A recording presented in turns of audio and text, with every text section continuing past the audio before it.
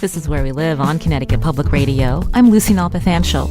If I ask you to name a famous Italian painter, who comes to mind? Michelangelo, of course, Da Vinci or Caravaggio. How about Artemisia Gentileschi? Today, Where We Live, we learn about her and other early Italian women artists. It's the focus of an upcoming exhibition at the Wadsworth Atheneum called By Her Hand, Artemisia Gentileschi and Women Artists in Italy from the 16th to 19th centuries. How did these women succeed in the male-dominated art world? Now, images from this upcoming exhibition can be seen right now at our website, ctpublic.org/wherewelive. Joining me now on Zoom is the curator of the exhibition, By Her Hand, Oliver Tostmann. Oliver, welcome back to the show. Good morning, Lucy. Thank you so much for inviting me. I mentioned this is upcoming. I understand it opens September 30th. So why now? Why this focus on early Italian women artists? I think this is so much of our time to rethink the achievements of women, that it was an issue that was just before our eyes. And there have been so many new discoveries being made, and we know so much about Italian women artists. We want to tell their stories. We want to share their works with the public here. We want to tell the people how important these women artists were, what amazing artists they were, and how much they had an impact and played major roles in the art world of their time. So this exhibition looks at the time period 1500 through 1800. And so talk about the types of paintings that were done. I imagine when we think about women in Italy at that time, they were not literate. And so did they lean on the Bible in their paintings? Talk more about that. They were, well, for the first part of your question, coming back about the objects that we show all sorts of different objects. We show huge Baroque style paintings, very dramatic. We show smaller paintings that were painted during the Renaissance. We show drawings. We show miniatures. We show pastels. We show prints. So there's a whole variety of different objects that we show. It's about 60 objects. And the first artist that we start with our exhibition is the Renaissance painter Sofonisba Anguissola. She worked around 1550.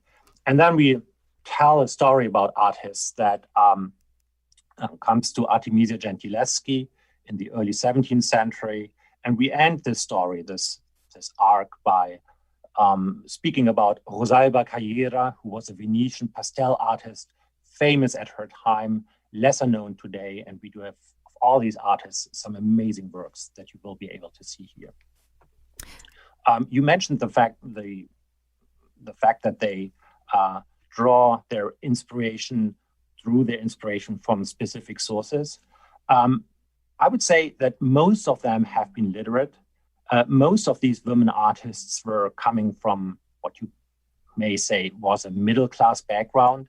They were very often raised by artist fathers, received an education from them, and there must have been some degree of literacy among them. A few artists among our group here were even coming from higher strata of the society. They were coming from the upper classes, and they certainly had a very profound education, and they knew they could read, and they had libraries at their hand from which they can take their books and their inspirations. So the Bible that you mentioned earlier, of course, is a major source of inspiration, but so are ancient sources, famous ancient writers, and then, of course, also just subjects that were very popular at that time and that these women may have looked at through one way or another.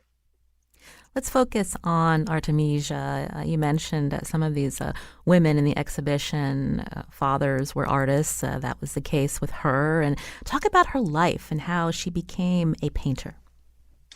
She was born in Rome in the late 16th century, and she was the daughter of Orazio Gentileschi. Orazio was a well-known, highly talented, very successful painter during his time.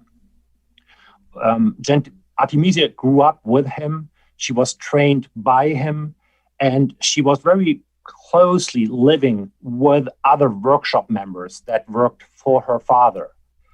From all what we know is that she had an affair with one of those workshop members early on when she was a teenager.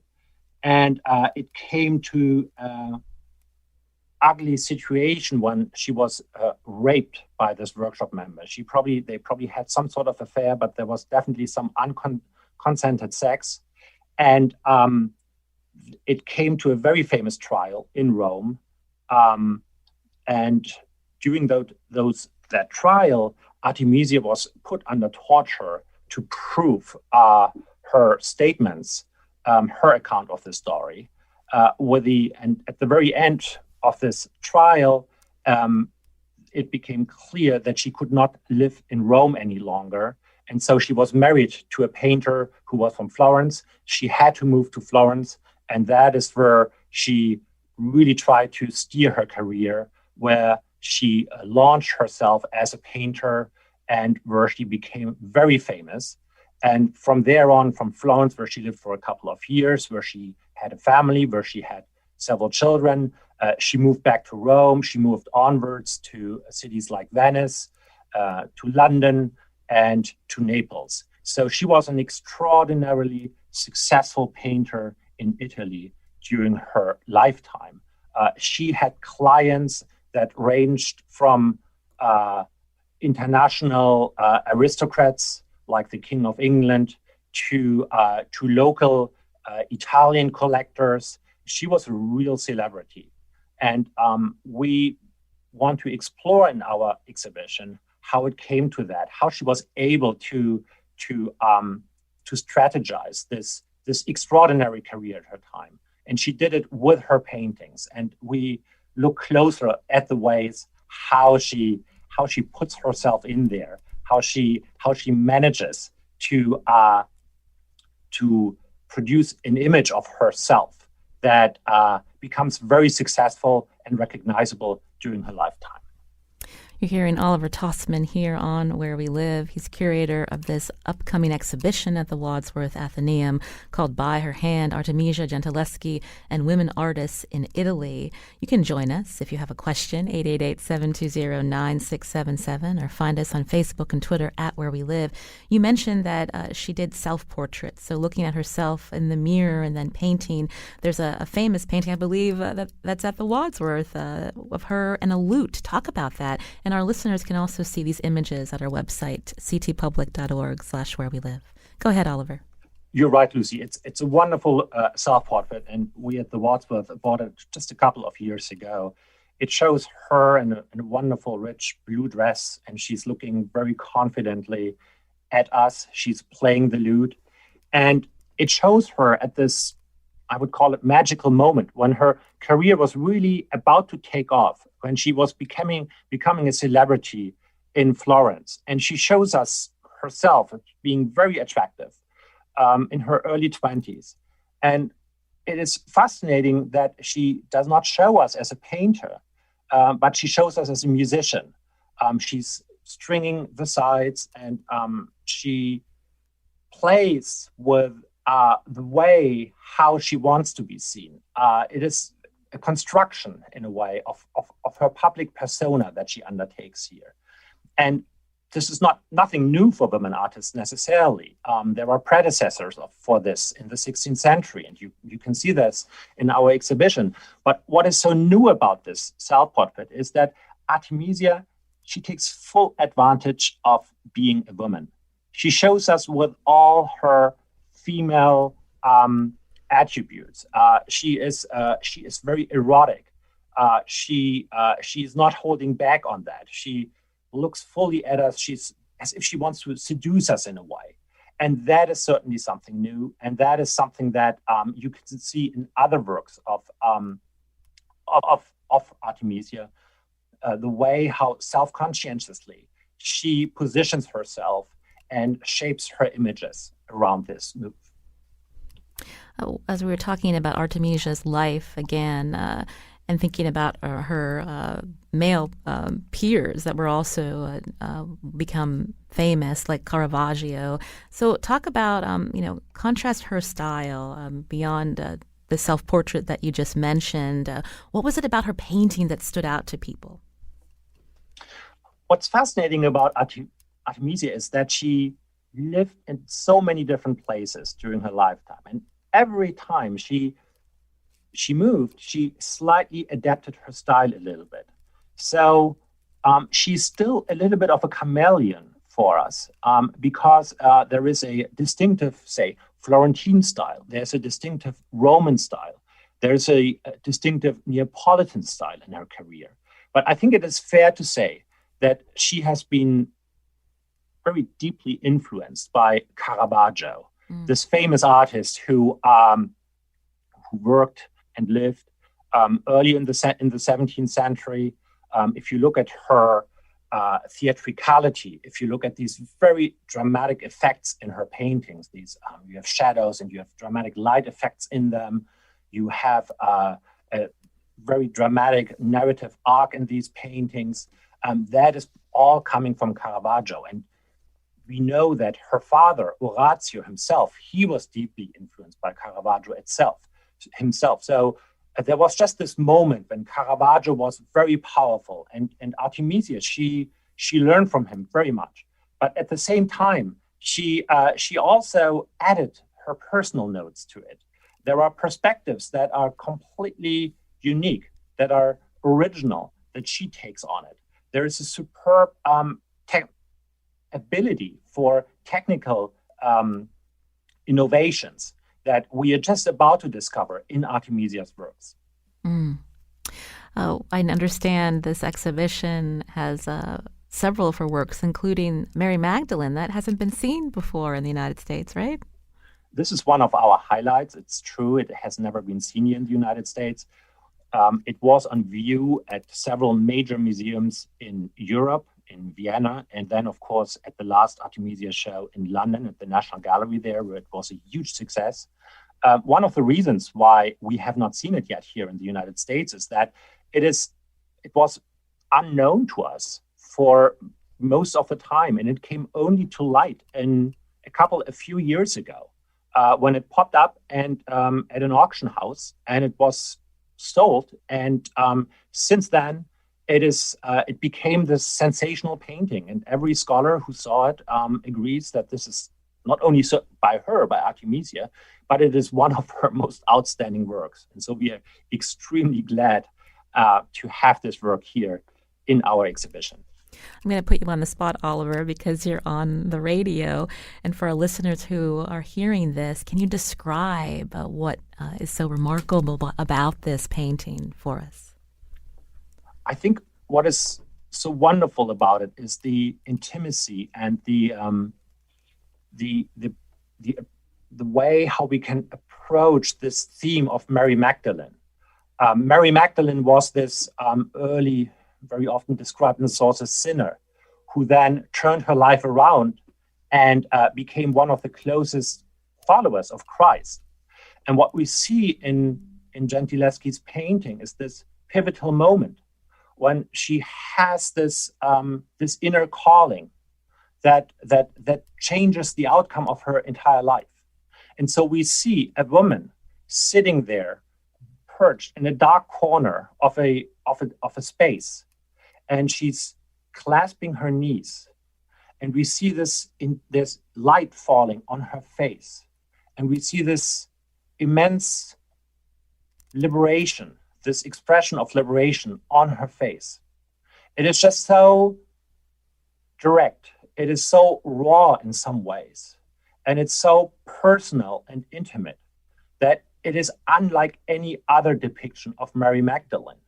And if you look at the subject and its success in the early 17th century, it was one of the most popular subjects. So any artist, or nearby any artist, tried to depict a Mary Magdalene. And so did Artemisia Gentileschi, but she did it in a way that was completely unique, completely original, and so personal that it speaks to us so closely in the 21st century.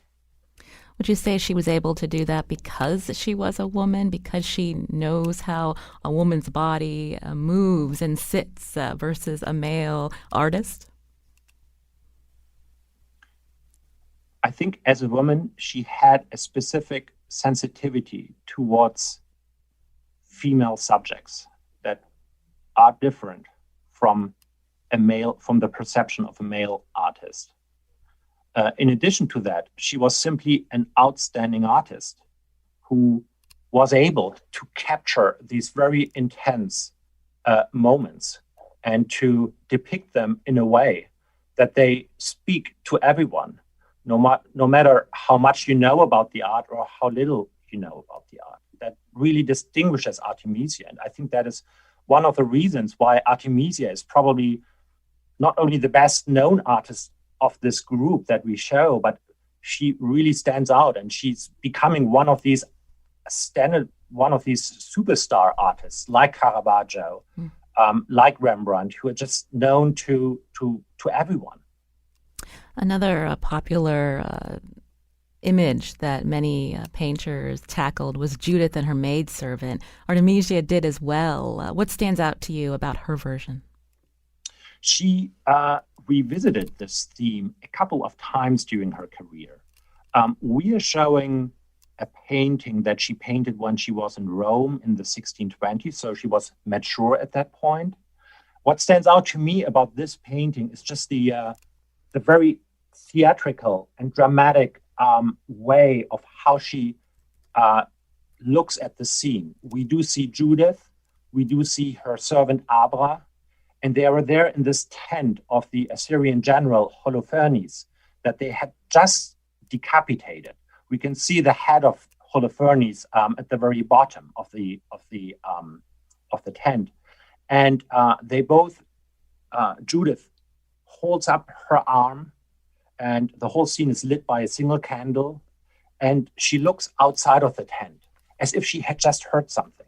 So both Judith and Abra are about to escape the tent because they had just assassinated the general, and yet they hear something. There's this incredible moment of suspense that is building up, and you don't know necessarily the outcome of it. And it is just wonderfully captured. And again, it's something very original and something new, something very new that Artemisia added here in her depiction of Judith. And this is in the style of Italian Baroque? This is in the style of the Italian Baroque. It's a grand painting. It has sumptuous colors. It has very dramatic light effects, as you can imagine, when you have a night scene that is only lit by one candle. It is just, when you think about a Baroque painting, this is something that comes to your mind. Now, for our listeners, again, you can go to ctpublic.org/wherewelive to see these beautiful paintings by Artemisia and other Italian women artists featured in this upcoming exhibition by her hand. Today on Where We Live, my guest, Oliver Tostmann, curator of this exhibition.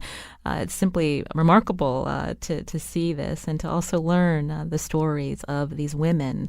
We're going to continue talking about them after the break. You can join us too, 888-720-9677. Facebook and Twitter at Where We Live.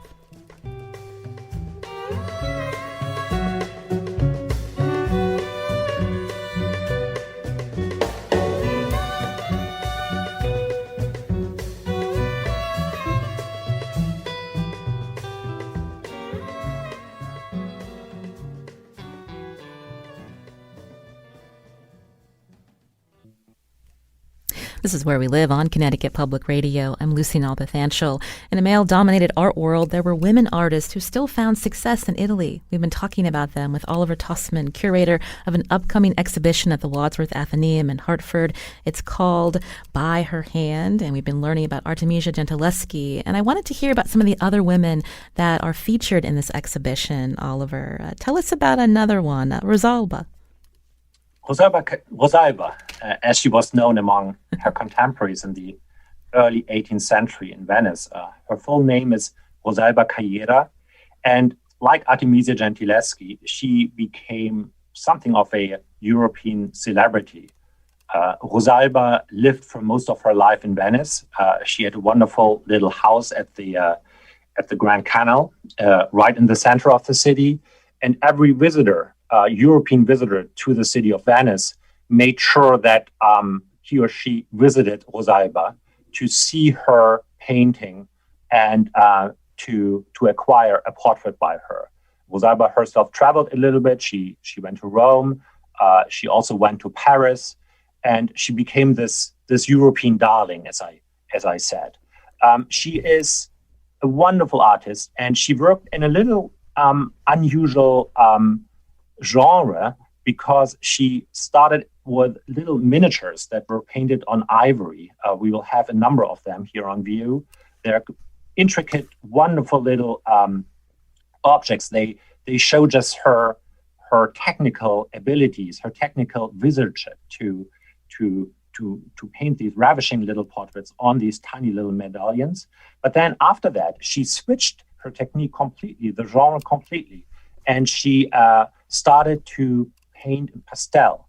And she's probably best known to us today for these pastel portraits. And the pastels have this wonderful quality of this powdery quality. There's a fragility about them that is quite unique. And Rosalba, you can say, monopolized that technique at her time. And she became best known for that. And she employed a huge workshop consisting mostly of younger women artists who produced these portraits in her style. And it became very quickly a European phenomenon. Mm. Tell us about her painting, Allegory of Faith. Describe it for us. You can see a young woman who is sitting, and she has her head is resting on her arm, and her hair, you can see a crown of thorns, and there is a book lying next to her.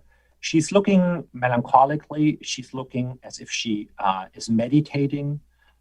It has a supreme choice of colors. We're here in the early 18th century, and this is something so typical for the time that artists became so sensitive towards a certain palette. Here we have these wonderful brown tones, gray tones. There's a little bit of blue here and there, even a little bit of yellow. It's a very typical portrait. It's allegorical portrait that she created. It's part of a series of, in total, 4 paintings or 4 pastels.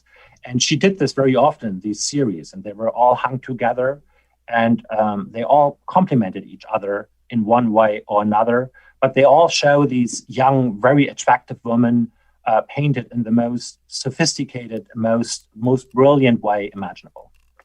How did male artists view their female counterparts during this time, Oliver? Thank you for this question, Lucy. You have a whole variety of opinions. Most male artists that I'm aware of, they admired their successful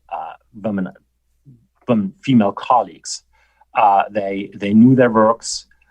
They became inspired by their works, and they loved them. There was also a sense of competition at times, and the male artists at times they felt that they had this that they felt threatened by the women artists, and so we do have some accounts in which male artists tried to dismiss the very talents of women artists, and I think this is somewhat typical for the era that we are looking at. We said very early on that during that time period, women were largely handicapped. They did not have the same possibilities as male artists, and the more possibilities they gained in the course of the years, male artists at times felt being more and more threatened by these highly talented and highly successful women artists. We've mentioned the success a few times. So how much did a painting by Artemisia and others sell for? We don't have the exact prices, but what we do know is that they received top prices for it. So a very successful woman artist could that was collected by the same patrons as very successful male artists. There is even, I think, the famous quote of a male artist who was complaining by saying something in the vein of, "Oh, if I was only a woman artist, I could charge much more for my paintings." And so there was a sense that if you made it to become successful as a woman artist, you could charge your works of art very highly. You could ask very high prices for them. When we think about Artemisia's success and others, and the fact that today their names are largely unknown, why is that? What happened when we see their talents? I think they became forgotten over centuries. Many of these women artists that we look at in our exhibition were famous during their lifetime. There is no doubt about that. There are written sources. There are so many more women artists that are mentioned that we don't have any works with, that we hardly know these artists yet. And I think that is the basic problem, that their works got lost, their stories got lost, and we only started to rediscover their works and rediscover or reappraise their achievements only recently.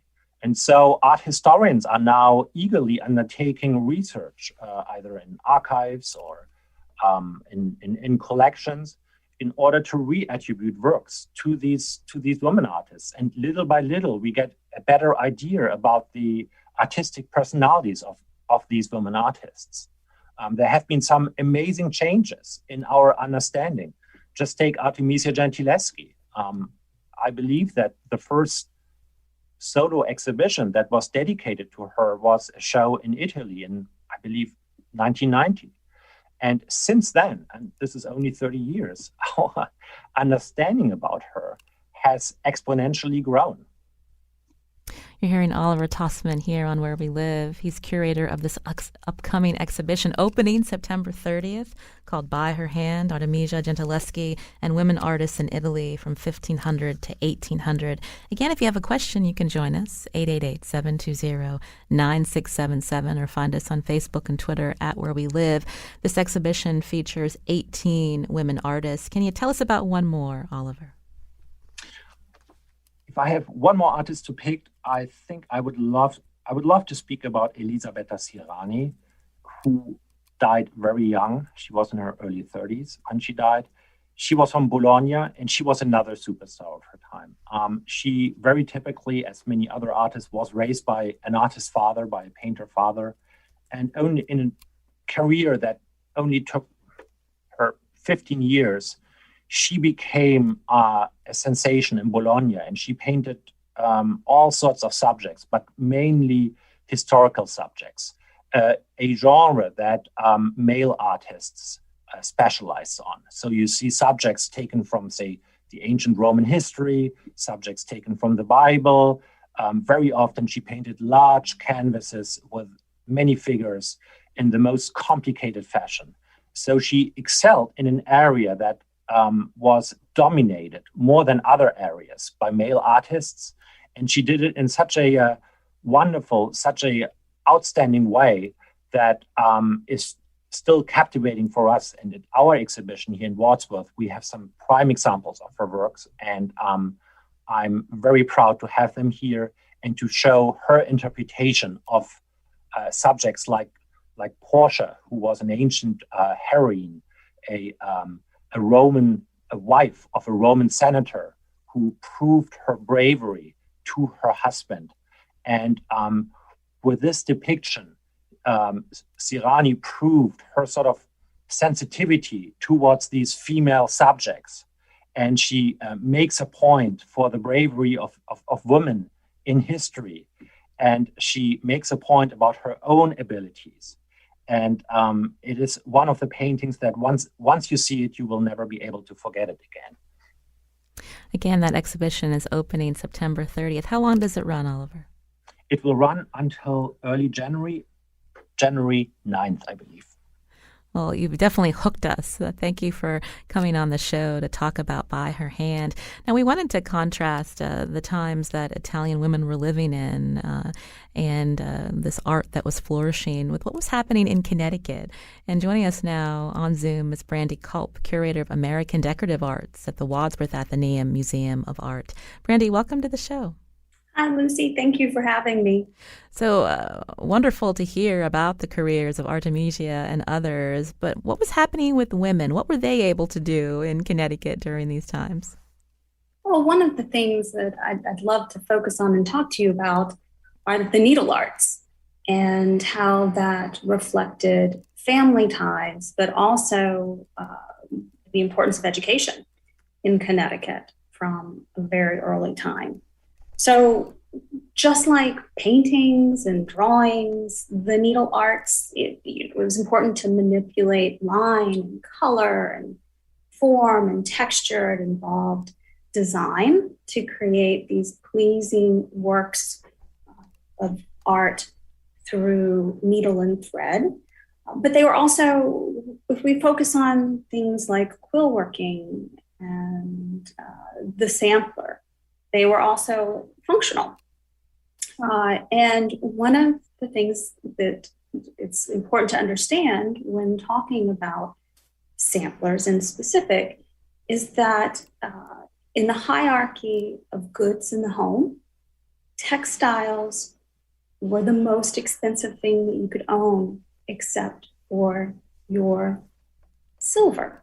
So when we think about young girls and their education, which is often very difficult to document.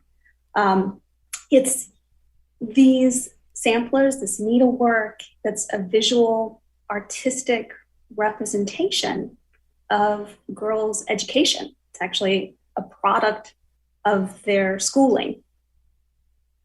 And we have some images on our website, ctpublic.org/wherewelive, of these samplers, the schoolgirl art that you had mentioned. Definitely prim and proper because of the time period, Brandy.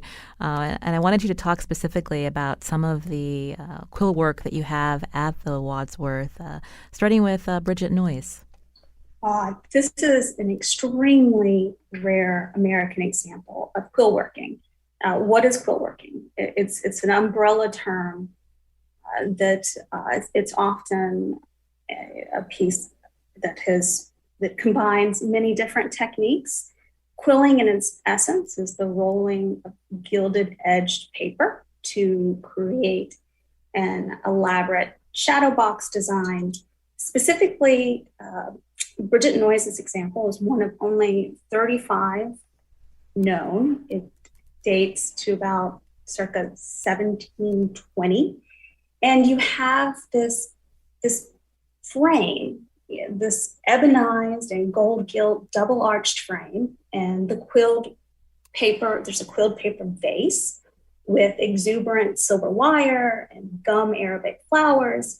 And it rests in this bed of waxwork grass with these adorable little chicks in quill work. This was the pinnacle, unlike the sampler, which is it's instructional. It has a purpose. You're learning marking, you're learning your alphabet, how to count. The Bridget Noyes' quill work was exuberant and quite excessive and would have been quite expensive, actually. Typical work such as this would have cost, just for supplies, around 30 pounds. In 1720, that's over $2,000. So, and it also, it's not just about Bridget Noyes. It's about the supply chain. It's about the global network of getting those goods to Boston. Bridget is from Stonington, Connecticut, and she has a quite impressive genealogy. She can, she's a relative of Anne Hutchinson and Reverend Noyes, Stonington, but it's bigger than this one family. It's bigger than this one little girl. It really is, it's a testament to the global world in the 18th century. It's very elaborate when you look at the images that you shared with us of this quillwork shadow box. So contrast that with the samplers, because that is definitely schoolgirl art. There's something by Fanny Leffenwell. Tell us about that. So Fanny, she is the daughter of Christopher Leffenwell of Norwich, Connecticut. And this is similar to what we would call, it's not quite a marking sampler, but it's close. So when I say a marking sampler, it's meant to teach a young lady the stitches that she will need and the means of actually marking her household linens, such as tablecloths and napkins and bedding and clothing. And that's because you are sending out your textiles and you want to make sure you have your initials or they're numbered. So again, it has an educational purpose. But Fanny's lovely sampler, she has the alphabet and her name, and she tells you that she's aged 9 years. And there's this lovely register with an architectural style home that would have been very familiar to individuals in Connecticut. It has the central hallway and double chimney, and it's surrounded by these lovely trees and little sheep in the pasture. But Fanny, though we know a lot about her family, we know a lot about her father, Christopher Leffenwell, very little is known about her. And that's typical of many of these women. But one of the reasons is that Fanny actually died at a young age, and perhaps in childbirth. She was only 21 when she passed, and that was 2 years after her marriage. Well, thank you for sharing this with us, Brandy. So many collections to enjoy at the Wadsworth Atheneum.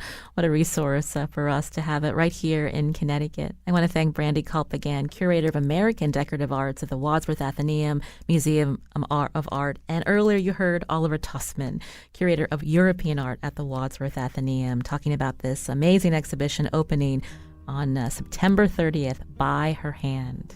Coming up after the break, we're going to continue with this art theme and learn more about the artist colony in Old Lyme. Have you been to the Griswold Museum, the Florence Griswold Museum? You can join us. Find us on Facebook and Twitter at Where We Live.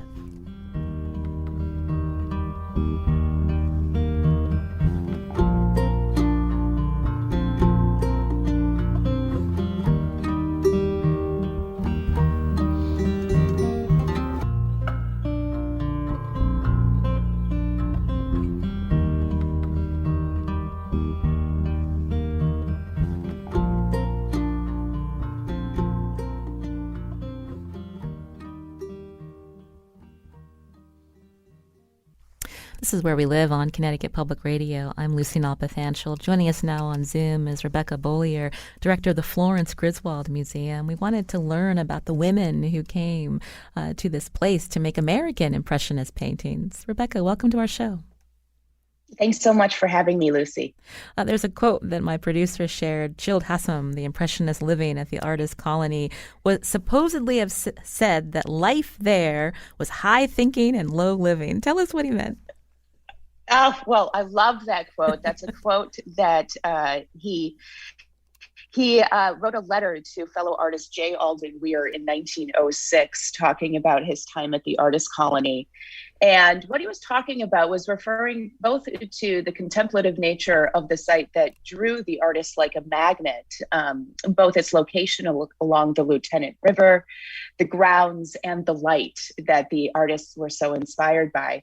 But then also the time when they were not working. And the tone of the artist colony was one that was considered by many to be bawdy. It was a lot of fun for the artists. It was as much about the socializing as it was about the creation. And it was a very, very unique collaborative of artists supporting each other, and then also finding kindred spirits in the time that they shared together at Miss Florence's boarding house. Tell us about the time where they were creating, where they were painting in one afternoon, and the light that was there. Oh, absolutely. Well, that was just so inspirational to the artists and really what lured so many of them to the area. The artists had been active in Old Lyme, but not collectivized formally in the latter half of the 19th century.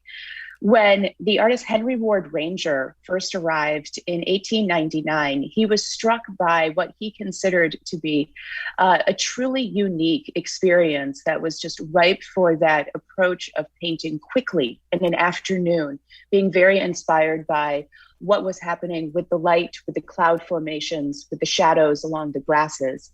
And he was so inspired by this that he encouraged his fellow artists to join him in the years to follow. By 1903, Childe Hassam and other artists were joining in. And that was when there was really this formation of an artist type around the form of Impressionism. And when we talk about Impressionism, this is really where we're looking at very dynamic brushstrokes, a gestural quality, the idea of looking at the process of creation as much as the final product. And these artists came and enjoyed setting up their easels around the site. They were painting en plein air, which is what we call out of doors, right in the landscape, immersed in the creative activity. And they were able to put together these works, all kind of working independently, but joined together by the spirit of the community of nature around them. Describe some of these works that were done there. I believe that Mary Bradish Titcomb, Morning at Boxwood. Well, tell us about that. Oh, absolutely. So Mary Bradish Titcomb is a very interesting artist. She was not considered somebody that would be allowed to be part of the colony. We can talk a little bit about that they really did have some not only exacting standards, but definite opinions about women artists. But Mary Bradish Titcomb was one of the artists that painted alongside them, and the Lyme Art Academy that began there, as well as the association that was affiliated with Miss Florence's boarding house, was an opportunity for artists to exhibit. And we're aware that many artists did exhibit, including Mary Bradish Titcomb. She actually was from New Hampshire originally. She studied painting at the School of the Museum of Fine Arts in Boston. And she was really known for coming to Old Lyme and having the opportunity to sketch. This was really important for many artists to come and to cement their interest in sketching and being able to work quickly. The work that we have kind of recommended to everyone is the Morning at Boxwoods. And Boxwoods was an estate that's located about a mile away from the Florence Griswold Museum. It's also owned by the Griswold family at that time. And it was an opportunity for artists to come together off-site, but really we think that it was a focus on female artists who were able to gather there. If we're looking at Morning at Boxwood, the scene depicts some females sitting on a porch outside, most likely in the morning, as the title states. And this was an opportunity for the women to be together in a community where they are doing little activities such as reading the newspaper, potentially doing some needlework, and taking some time together as a community. This was a very different scene than the one that we are talking about with Miss Florence's boarding house. This is the opposite of body. We are seeing women engaged in genteel, socially acceptable activities for women, which shows us that maybe these women were gathering together there instead of at the boarding house. But also there's a little bit of a subversive quality here, because I think Mary Bradish Titcomb is also showing her skill in a way that is very appealing, but also non-threatening. We're seeing a lot of light and shadow. If you look at, there are women's dark dresses and their skirts. There's an incredible amount of attention and dynamism in the way that these skirts are presented. If we look at some of the work alongside the porch, we also see that there's this incredible attention to light. And the way she depicts it is seemingly very off the cuff, very casual, but actually shows an incredible amount of skill. So this is a very classic work by a female American impressionist. It's a domestic scene, as we said, kind of non-threatening and considered the women's domain, but also extremely skillful at the same time. Rebekah, we mentioned that many women came there, as well as President Woodrow Wilson's wife, I understand. Yes. So Ellen Axon Wilson, who was Woodrow Wilson's first wife, visited over 4 summers between 1905 and 1910 so that she could take lessons from members of the colony. The members of the Lyme art colony would actively teach. And we are aware that there were a number of women who came to both take lessons as well as to exhibit. And we do have a record of roughly 20 or so women that exhibited between 1902 and 1920 with the Lyme art colony. We just have a couple of minutes left. Could you tell us quickly about another painting by Fidelia Bridges? Yes. So we include Fidelia Bridges not necessarily as part of the colony because she predates it, but as an example of an exceptional female artist from the late 19th century. So Fidelia Bridges was one who was most well known for her natural landscapes. And we really look at this as a time in the second half of the 19th century that really sets the stage for American Impressionism. This is when we're seeing many artists really find kindred spirit with nature. We're seeing influences from the European Barbizon and Impressionist schools, as well as literary influences from Romanticism and Transcendentalism. The work that we share here with you is one in which we show a thistle in a field. And what was so incredible about Fidelia Bridges' work is she had classical training in Rome. So we, again, as Oliver was saying earlier, see that thread of the training in Europe. And she was really known for botanical subjects, known as an exceptional watercolorist. She was the first female in the American Watercolor Society. Very friendly with other female artists, including in Old Lyme, such as Ellen Noyes Chadwick. And she exhibited actively as early as the 1870s.